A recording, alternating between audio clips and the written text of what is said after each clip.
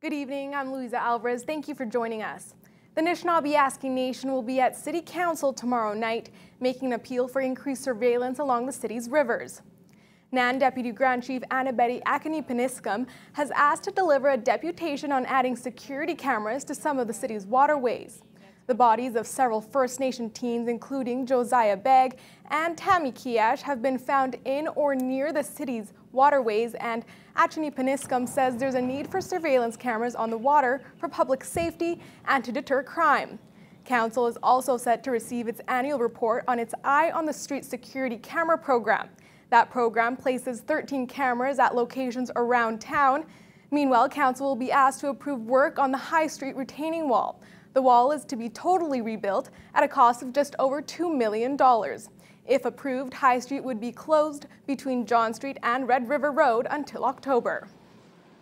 An unexpected donation to the Thunder Bay Shelter House Street Outreach Program brought House officials to tears after a client donated $10,000 from his residential school settlement check.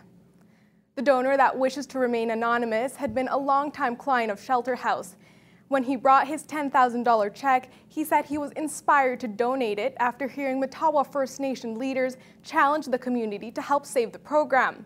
Officials with Shelter House say they tried to change his mind and return the check, but the man was adamant about making his donation, and it brought many to tears. He wanted to make sure that his friends were safe on the street and that everyone who needed it had access to the street outreach program. I cried all afternoon probably. It was so incredibly moving because it's somebody who has nothing, right? And when he had an opportunity to spend that money on something or to do something for the street outreach service, it really showed how important it is in the community, how vital and how valued it is by our clients.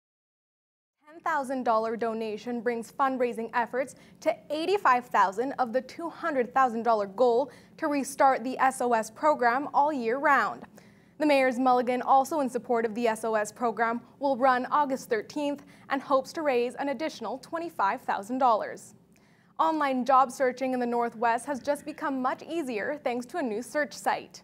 This one-stop job search engine pulls postings from all major online career sites. With over 1,000 jobs currently available in Thunder Bay, officials from the Local Employment Planning Council, along with 2 other organizations, have launched a search engine that's better designed to connect job seekers to opportunities and employers. Madge Richardson, the Executive Director of North Superior Workforce Planning, says the free resource is intended to help both local residents as well as newcomers. If you go on a number of different sites, you may not always luck out and see something relevant for the Thunder Bay District or Rainy River or Kenora. And so this is all of the jobs that are available for those 3 districts all in one place. Even in looking at the National Occupational Classification Code or different job postings, different employers call them different things, right? And so if you put in language that is comparable, it will also help you search that way. Employers and businesses who are looking for qualified workers cannot post directly on the site. However, the search engine does allow job seekers to search by their preferred region, job title, or keyword combinations. Losing a business in small town is hard, but losing 2 businesses, both of which are financial institutions, can be devastating. And that's a situation facing residents of Atikokan. Earlier this year, both the TD Bank and CIBC announced they would be shutting down their branches in the community.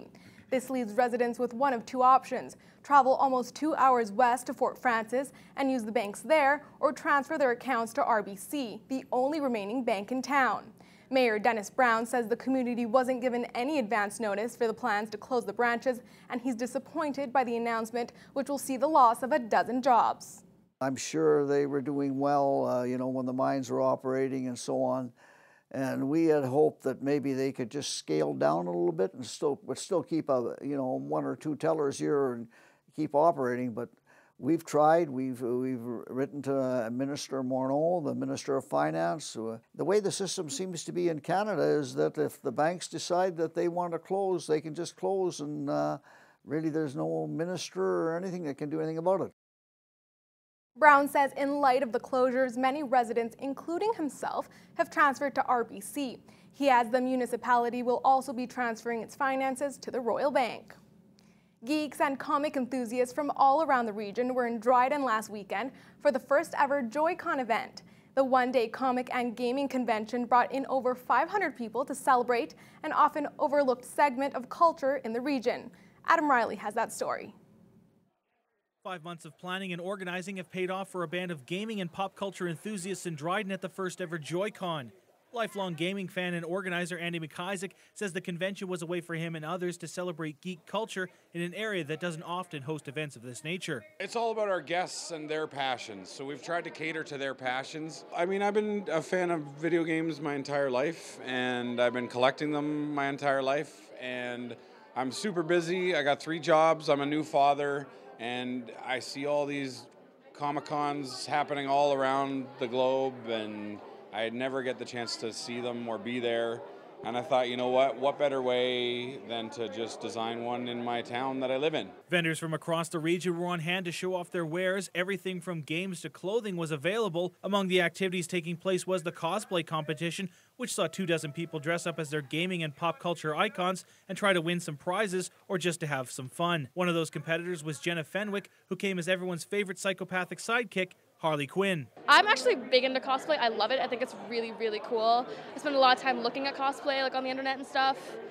I just think it's really interesting and fun to do. This is something that never really happens in places like Dryden.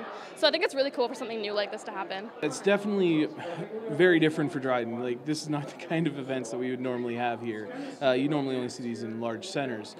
But one thing great about this is you get adults, kids, people from all over that are just interested in coming out and having fun, buy a little bit of stuff, watch video games, and just enjoy your passion and have fun. A mainstay of the convention was the Mario Kart and Super Smash Bros. Tournaments, which saw competitors mash buttons as fast as they could in a quest for digital glory. Joy-Con was also a chance to give back to the community, with money raised at the event going to the Children's Miracle Network and the Dryden Dream Believers. Our goal this year was to raise $10,000 for our charities.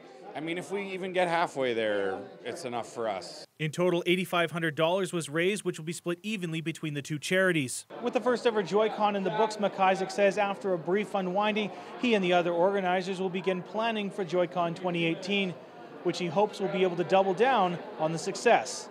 Adam Riley, TBT News. Chippewa Park was the place to be this afternoon as hundreds of residents flocked the park and took to the air this afternoon for the 37th annual Kite Festival. While overcast skies kept the threat of rain on many people's minds, it provided a great canvas to see the colorful kites in the sky. Fortunately, the rain held off. However, only small gusts of wind were available, which allowed the smaller kites to take flight, but just weren't enough to keep the larger ones aloft. Organizer Ash Young says since its inception in 1980, the festival has changed and evolved little by little each year. Well, this year we installed a little change. We put in a little more of a flight theme, so our crafts are like paper airplanes. We brought in some more of the aviation groups in town to give some aviation education. So just a little more flight theme this year, and we'll hope to continue that in the future.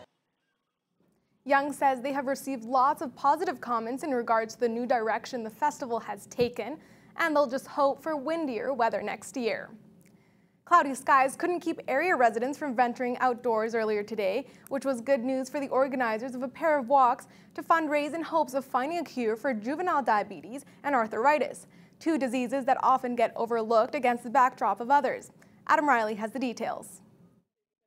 When she was just 10 months old, Bryn Morgan was diagnosed with type 1 diabetes, meaning for the rest of her life she would require several injections of insulin to survive. It was one of the reasons why her parents started the Walk to End Juvenile Diabetes, which this year saw 130 residents come to Marina Park to raise money to try and find a cure. Morgan says living with the disease has had a maturing effect on her life. It's definitely made me kind of grow up a lot faster and learn the importance of like taking care of yourself and of being like a responsible adult, and that it also makes me like, it's allowed me to see like sometimes like what is a better situation than another, so like kind of like decision making, putting myself in a bad situation, just like for my health and for my general safety.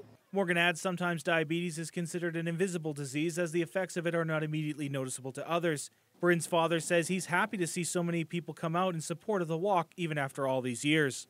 It's an awful lot of families and friends, and that's the big thing. It's the one person that is suffering from type 1 diabetes, And it's the networking of the friends and the family, co-workers, and neighbors, and it's just really good. In total, the event raised just over $16,000. Less than 500 meters away, another walk took place, also in support of another invisible ailment, arthritis.